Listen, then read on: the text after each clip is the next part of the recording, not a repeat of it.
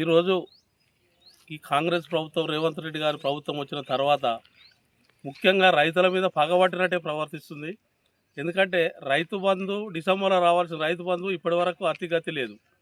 పోనీ దాని తర్వాత మందు సంచులు దొరికాయి. మందు సంచుల కోసం లైన్ నిలవాల్సిన పరిస్థితి. యూరియా బస్తాల కోసం ఒకడొకడు వారం రోజులు కాళ్ళకు చెప్పులు అరిగేలా తిరిగిరు. తర్వాత అటో ఇటో కష్టపడి పండిద్దామంటే కరెంటు వెనక ముందు. దాని తర్వాత ఒడ్లు వచ్చిన తర్వాత ఇప్పుడు ఒడ్లు కలాలనే ఉంటున్నాయి. అంటే దీని పరిస్థితి అసలు ఎవరు చెప్పుకోవాలో అర్థం కాని పరిస్థితి. ఎవరి అజమాయిషీ లేదు. ప్రభుత్వం అయితే అసలు పట్టించుకోవడమే లేదు. ప్రభుత్వం ఉందా లేదా అన్నట్టున్నది. ఇంతకుముందు ప్రభుత్వాలలో ఎప్పుడైనా 2 నెలల రోజుల ముందు ఒక మీటింగ్ పెట్టుకొని ఒడ్లను ఎక్కడికి పంపుతాం, ఏం ఇల్లు ఏం కథ అని చెప్పుకునేటోళ్ళు. ఇప్పుడు అసలు అడిగినోడు లేడు, చెప్పినోడు కూడా లేడు. అసలు ప్రభుత్వం ఉందా లేదా అనే పరిస్థితిలో ఇప్పుడు నడుస్తున్నటువంటి ప్రభుత్వం అలా నడుస్తుంది. రాబోయే కాలంలో ఇట్లే ఉంటే రైతులు మళ్ళా బొంబాయి దుబాయ్ అనే పరిస్థితి రాబోతుందని సందర్భంగా తెలియజేసుకుంటూ, ముఖ్యంగా రైతుల వ్యతిరేక ప్రభుత్వంగా ముద్రపడినటువంటి ఈ ప్రభుత్వము రైతులను ఏం చేయాలనుకుంటుందో చెప్పాల్సిన పరిస్థితి కాంగ్రెస్ ప్రభుత్వానికి ఉన్నది. ఎందుకంటే మనం గమనిస్తూనే ఉన్నాం, అప్పటి నుంచి ఇప్పటి వరకు కూడా రైతులకు ఏనాడు కూడా రైతుల పక్షాన లేదు ప్రభుత్వం. ఫస్ట్ నుంచి కూడా ఇప్పటికి 4-5 సార్లు కూడా రైతు బంధు 5 సార్లు పడాల్సిన రైతు బంధు 2 సార్లు వేశారు. ఎలక్షన్లు వస్తేనే రైతు బంధు పడుతుంది, లేకపోతే రైతు బంధును మర్చిపోవాల్సి వస్తుంది. ఈసారి రైతు బంధు వేసినామని ఇప్పటికి 3 సార్లు ఓపెనింగ్ అయింది తప్ప ఎకరంన్నరకు ఎక్కువ ఇవ్వని వాళ్ళే. అంటే దీన్ని బట్టి చూస్తే మనం ఏంటంటే రైతులను నిండా ముంచి రైతులను ఊర్లలో లేకుండా మళ్ళీ దుబాయ్ బొంబాయి పంపే పరిస్థితి కాంగ్రెస్ ప్రభుత్వం రేవంత్ రెడ్డి గారు చేస్తున్నటువంటి ఇవన్నిటికీ ఇదే ఉదాహరణ. ఏంటంటే ఈ కల్లాలు ఇప్పుడు మనం దాదాపు 60-70 లారీలు మన ఈ ఒక్కూరులో 60-70 లారీలు అవుతాయి. ఇప్పటికి ఒక్క లారీ పోయింది. అంటే రోజు 2 లారీలు నింపితే కూడా ఇంకా నెల మీద 15 రోజులు పడుతుంది. ఈ 2 లారీలు ఎప్పుడు రావాలి, మన ఒడ్లు ఎప్పుడు పోవాలి?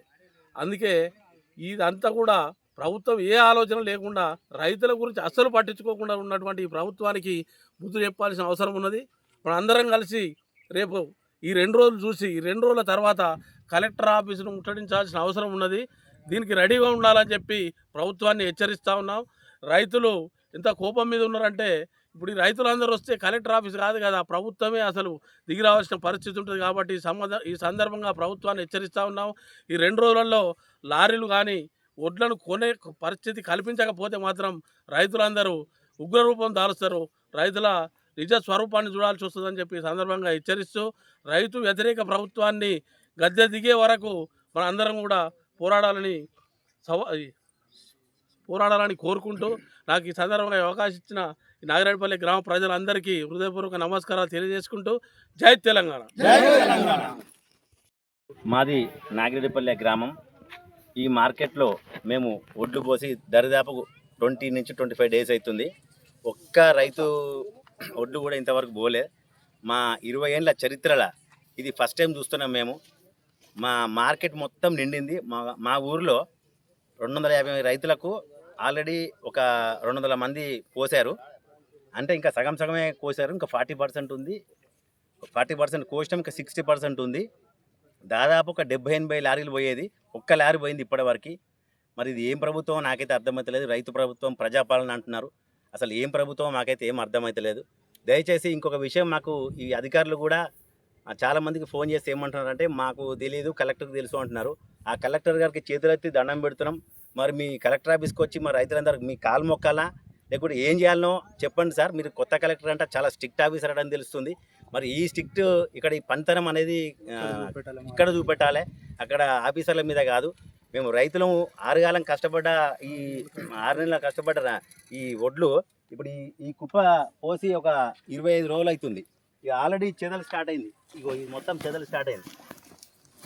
మాకు ఏం చేయాలనో అర్థమవుతలేదు. దయచేసి కలెక్టర్ గారికి మేము చేతులు దండం పెడుతున్నాం.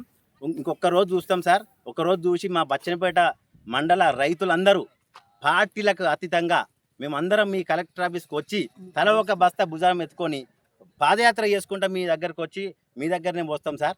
దయచేసి ఈ వీడియో కలెక్టర్ దగ్గరికి పోవాలని చెప్పేసి ఆశిస్తున్నాం. జై తెలంగాణ. అతి తక్కువ సమయంలో మీ వ్యాపార సామ్రాజ్యాన్ని పెంచుకోవాలనుకుంటున్నారా? తక్కువ ఖర్చుతో ఎక్కువ పబ్లిసిటీ చేయాలనుకుంటున్నారా? అయితే ఇంకెందుకు ఆలస్యం? మీ జేఎన్టీవీ తెలంగాణ ఛానల్లో అతి తక్కువ ఖర్చుతో ప్రకటనలు ఇవ్వండి, అత్యధిక లాభాలను సాధించుకోండి. వ్యాపార, వాణిజ్య, పాఠశాలలు, వైద్యశాలలు, హోటళ్లు, వస్త్ర దుకాణాలు, అన్ని రకాల వ్యాపార ప్రకటనల కొరకు సంప్రదించండి.